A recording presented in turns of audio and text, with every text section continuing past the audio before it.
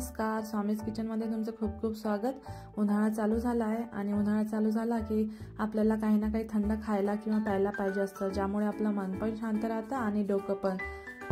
तर आज मी घेऊन आली आहे 3 समर ड्रिंक्स रेसिपी, ज्याला बनवणं तर सोपं आहे पण त्याची टेस्ट पण तुम्हाला खूप आवडेल। तर चला आजची मजेदार रेसिपी चालू करूया।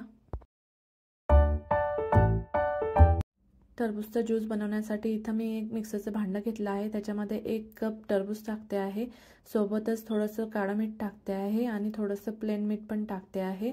आणि आता आपल्याला याच्यामध्ये थोडेसे पुदिन्याची पानं टाकायची आहे 7-8 आणि नंतर एक चमचा साखर टाकायची।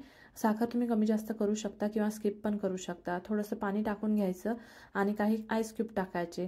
आता याचं झाकण लावून घेते आहे मी आणि थोडंसं मिक्सरला फिरवून घेते आहे। मिक्सरला फिरवून झालं की आपण याला काय गाळून घेऊया, जेणेकरून याच्यामध्ये काही बिया राहिल्या असतील तर त्या निघून जातील। आणि आता सर्व करायला घेऊया आपण।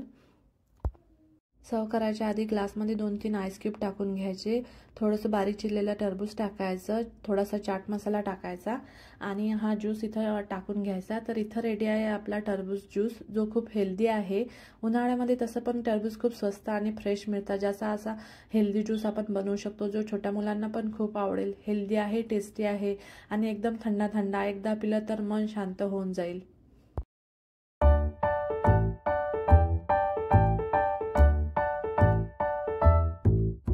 छाज म्हणजेच आपला मसाला ताक बनवण्यासाठी इथं मी एक मिक्सरचं भांडं घेतलं आहे, ज्यामध्ये मी 3-4 चमचे दही टाकते आहे आणि सोबतच एका मिरचीचे असे तुकडे करून मी टाकते आहे, थोडंसं अद्रक टाकते आहे आणि नंतर थोडीशी कोथिंबीर टाकून घेते आहे। सोबतच मी एक अर्धा चमचा चाट मसाला टाकला आहे आणि थोडंसं पाव चमचा मी इथं काळा मीठ घालते आहे आणि पाव चमचा मी आपलं साधं मीठ टाकते आहे। तर आता याच्यामध्ये आपण थोडेसे आईस क्यूब टाकून घ्यायचे आहे आणि नंतर थोडंसं पाणी टाकून याला आपण मिक्सरला फिरवून घ्यायचं आहे।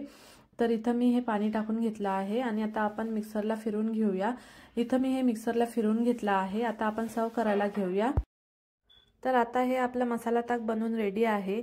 उन्हाळ्यामध्ये जेवणानंतर मसाला ताक पिल्यामुळे आपल्या पोटाला थंडावा तर मिळतोच, पण तसंही आपलं मन शांत राहायला मदत होते।